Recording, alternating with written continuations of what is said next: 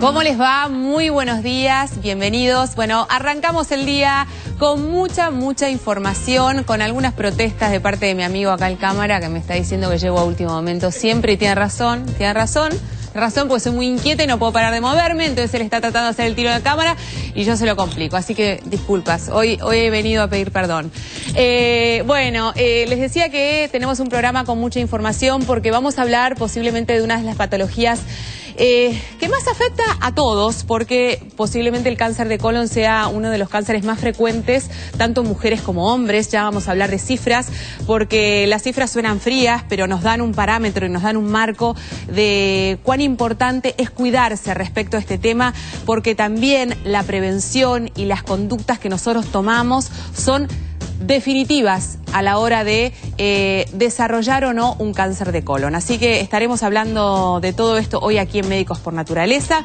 Les recordamos, Roberto, muy buenos días. Muy buenos días, Dolores. Teléfonos para todo el mundo. 4535-0705, 4535-0706 con el 011 para los que llaman desde el interior del país. Recuerden que nos pueden mandar su consulta a través del mail médicos@tvpublica.com.ar y también a través del Facebook www.tvpublica.com.ar/Facebook Médicos.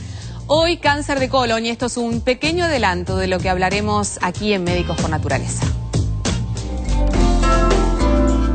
Considerando que el cáncer de colon es la segunda causa de muerte en Argentina y que la mortalidad está directamente relacionada con la etapa en la cual se diagnostica, considero crucial el diagnóstico precoz de la patología, así como las campañas de prevención y de diagnóstico precoz que están comenzando a ser evaluadas en Argentina a través de la creación del Instituto Nacional del Cáncer y que van a llevar seguramente a un aumento en la sobrevida de los enfermos.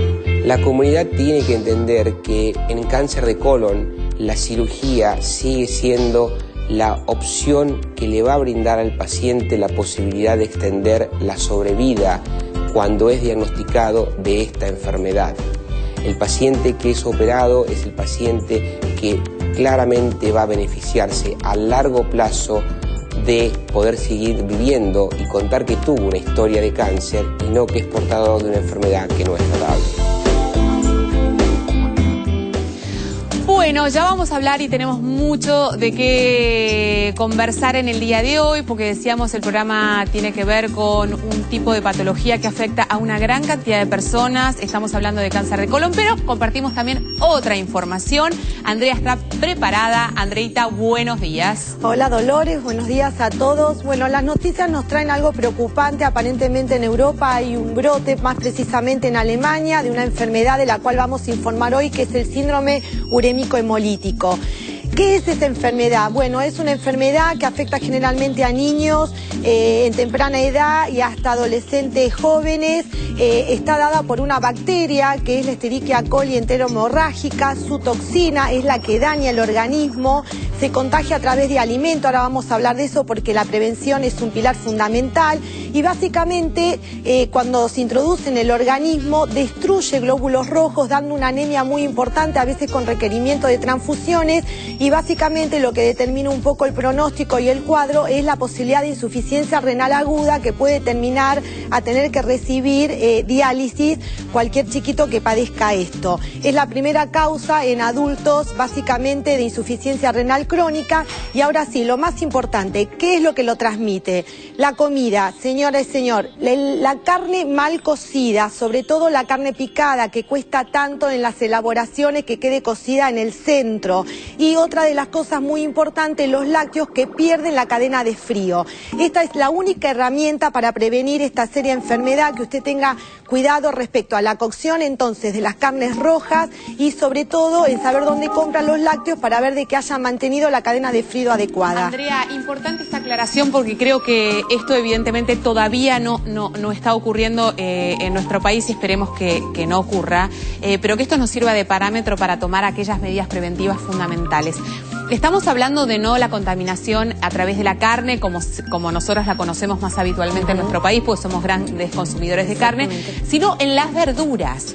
Y justamente en las verduras es donde nosotros podemos tomar recaudos específicos para evitar esta contaminación, ¿no? Sí, eso es importante lo que acabas de decir. Precisamente el brote de en Europa tiene que ver con esto, que es porque supuestamente está regada o cultivada con agua que viene de cloacas, ¿no es cierto?, agua servida, y eso también es vehículo para la bacteria.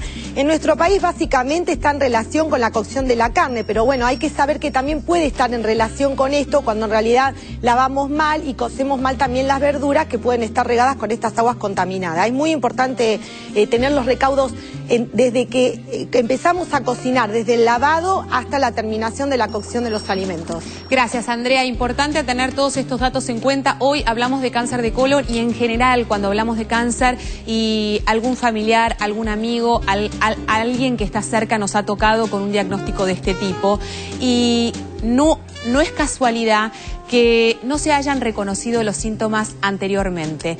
Que digan, me sentía un poco mal, fui al médico y me diagnosticaron cáncer. No hubo un proceso intermedio en el que me pude dar cuenta de que algo efectivamente estaba no funcionando del todo bien. Lo pude haber prevenido, viene la culpa. ¿Qué cosas podría haber hecho yo? ¿Qué cosas o qué estudios podría haber hecho yo para no llegar a este diagnóstico o llegar a este diagnóstico de manera tardía? Por eso es que es muy importante hablar sobre el diagnóstico, es muy importante saber cuáles son estas herramientas que nosotros tenemos como individuos, como pacientes que somos, para poder detectar que hay signos que pueden dar cuenta de un cáncer de colon. Consultamos al doctor Guillermo Méndez, que es oncólogo del Hospital Udaondo, y esto nos decía. El cáncer de colon es una enfermedad prevalente a nivel mundial y un problema grave en la salud pública, y Argentina no está exento de esto. Aquí en Argentina, por los datos que tenemos, es la segunda causa en incidencia y en mortalidad por cáncer, el cáncer de colon. Esto obviamente varía de acuerdo al estadio, la mortalidad varía de acuerdo al estadio en que uno lo diagnostique. De aquí a la importancia del diagnóstico precoz y la conciencia en la población de que existen métodos para detectar precozmente el cáncer de colon y de esta forma bajar la incidencia y bajar la mortalidad. Lo habitual es que el paciente venga al consultorio refiriendo sangrado digestivo bajo o algún otro motivo de consulta son los síndromes de anemia, y el estudio principal después de una evaluación clínica que incluye el tacto rectal es la videocolonoscopía, en la cual uno tiene acceso endoscópico para visualizar el interior de todo el colon. Hay dos formas de prevención. Una es la prevención primaria, en la cual uno busca medidas para modificar los hábitos del paciente y tratar de evitar que aparezca la neoplasia. Campañas de prevención de cese del tabaquismo, del etilismo, el consumo de alcohol, dietas ricas en vegetales, en frutas, en lácteos,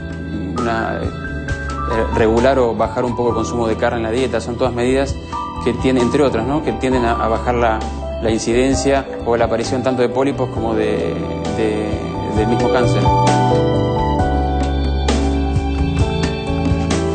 Bueno, decíamos, los signos y síntomas pueden ser importantes. ¿Cómo nos damos cuenta? ¿Qué hacer? ¿Hay algo claro que yo me pueda decir, bueno, me voy al gastroenterólogo, me voy a mi clínico y le digo, discúlpeme, doctor, doctora, acá hay algo que me resulta poco frecuente? ¿Qué es eso? ¿Qué es lo que yo voy a decirte? Bueno, a ver, con el tema de cáncer de colon convengamos que el 50% de las veces no da síntomas, no hay signos, ¿sí? Cuando los hay, en realidad son bastante llamativos, son básicamente dos. O puede ser el hallazgo, en el adulto hablo, ¿no? El hallazgo de una anemia, por ejemplo, ¿sí?, en donde puede no responder a otras causas, el médico va desmenuzando y cuando llega a la conclusión de que no puede responder a algunas cosas, hay siempre que pensar en patología colónica, porque la patología colónica suele babiar, suele dar sangrado que no muchas veces el paciente se da cuenta y sin embargo se traduce en el déficit, que es la anemia. Y otra de las cosas que es bastante importante es si hay algún tipo de trastorno evacuatorio, algún problema en el ritmo de evacuación. Gente que viene constipada siempre habitualmente y de repente empieza a no serlo, cambian las características de sus heces, o al revés. O de estreñimiento de diarrea. Claro, o va alternando, un poco diarrea, un poco estreñimiento. Esto es importante, porque si no Exactamente. entramos todos en pánico, porque todos tenemos como un autodiagnóstico. Exactamente. Soy constipada, no, en realidad tengo más bien, digamos, tengo colon irritable, que es algo que estuvo mucho de moda durante muchos años. Bueno, eso es cierto, digamos, estamos hablando de sintomatología que también sepamos que puede ser compartida por otras causas. Exacto. Y le corresponde al médico más o menos determinar, orientarse a qué cosa. Lo importante en esta patología es lo siguiente: en líneas generales el médico cuando acude a una consulta a un paciente adulto para un control general, siempre es de buena práctica preguntar antecedentes de patologías colónicas en la familia, porque determina la actitud del médico respecto a ciertas cuestiones de prevención. Voy a ser claro, en realidad está demostrado que hay toda una predisposición de patología colónica en aquellas personas que tienen familiares directos en la niña. En este caso estamos hablando de cáncer de colon. Muy hereditario. Exactamente. Si un padre tuyo tuvo cáncer de colon, esta persona debe controlarse. Padres o abuelos, sepamos que a veces saltean las generaciones, entonces puede tener un abuelo, un bisabuelo, bueno, pero es de línea directa. Total. Cuando es así, está absolutamente protocolizado ya, y esto es mundial. En realidad hay que prevenir, hay que tener actitudes previas, y se considera que a partir de los 35, 40 años, en toda paciente sin síntomas, inclusive con herencia directa, se tiene que empezar a estudiar y ver el intestino. Como una colonoscopía. Exactamente, una fibrocolonoscopía. Y en todo paciente que no tenga antecedentes, porque pueda pasar que no tenga en su historia, tenga o no síntomas, se recomienda empezar a los 50 años, porque se sabe que es la edad en la que empieza a aumentar la prevalencia de esto. ¿Cada cuánto esta colonoscopía? Bueno, este es un tema. Saber qué es lo que se va a buscar en una... Empecemos por ahí, Sí. de acuerdo a lo que se encuentra, es más o menos la frecuencia. Se sabe que siempre hay algo al cáncer de colon que precede, que es el famoso pólipo, ¿sí? Es una lesión colónica, que es obviamente pólipo, que es un crecimiento hacia la luz del intestino, que se sabe que entre los 5 y los 10 años de evolución de ese pólipo puede transformarse en cáncer. Estamos hablando de una lesión precancerígena. Perfecto. Por lo tanto, cuando uno determina estos estudios, va a buscar eso. Si al paciente se lo encuentra como hallazgo, porque puede pasar que no tiene síntomas y nosotros estamos actuando y se lo encontramos, es recomendable, depende de la cantidad y en qué grado se lo encuentre, pero generalmente entre 3 y 5 años hay que repetir la fibrocolonoscopía. Ahora, ¿hay efectos adversos de esta fibrocolonoscopía? Lo digo porque soy una persona que se hace una colonoscopía cada 4 años, porque efectivamente tengo antecedentes. Somos dos. Y hay como también una realidad que se presenta. Nosotros siempre estamos hablando de prevención, y que gracias a Dios hoy contamos con una cantidad de recursos que le permiten a ustedes, los médicos, tener un panorama mucho más claro de qué es lo que sucede en un individuo, y de esa manera poder decir, bueno, vamos por acá, te tenés que cuidar en esto. Bueno, hay que trabajar sobre la alimentación, que ya será un tema que desarrollaremos con Andrea específicamente, pero hacer estudios permanentemente ¿no nos pueden perjudicar en un punto? No. ¿O sí? ¿Estudios que de este tipo invasivos? Sí, totalmente.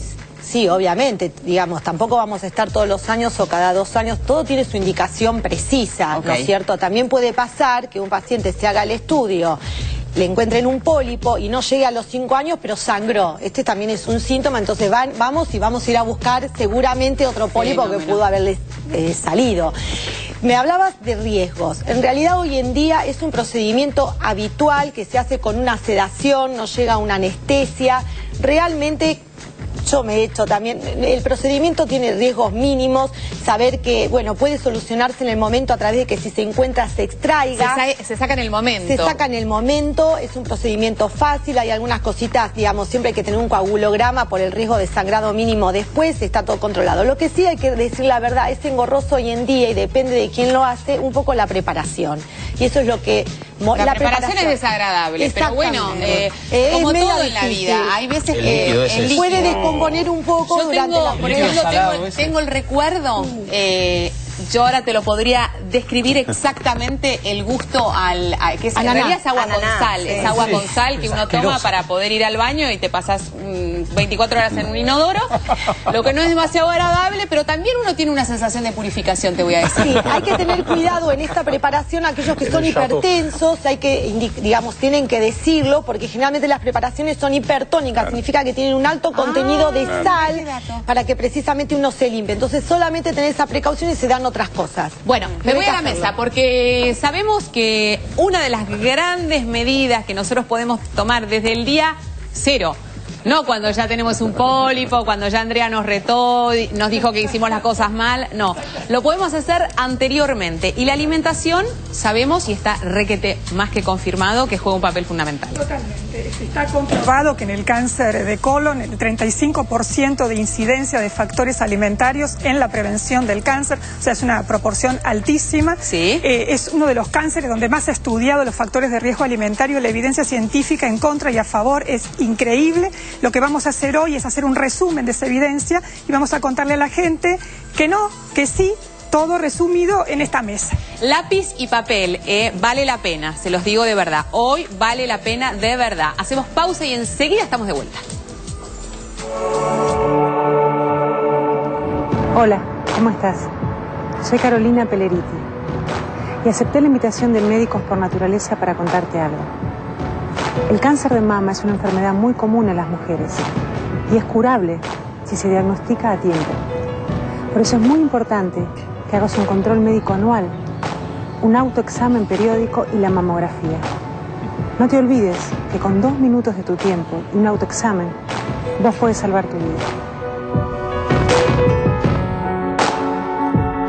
¿Sabías que, según el plan médico obligatorio, la atención primaria cubre programa de promoción y prevención general, plan materno-infantil, programa de enfermedades oncológicas, odontología preventiva y programa de asistencia básica de médicos generalistas?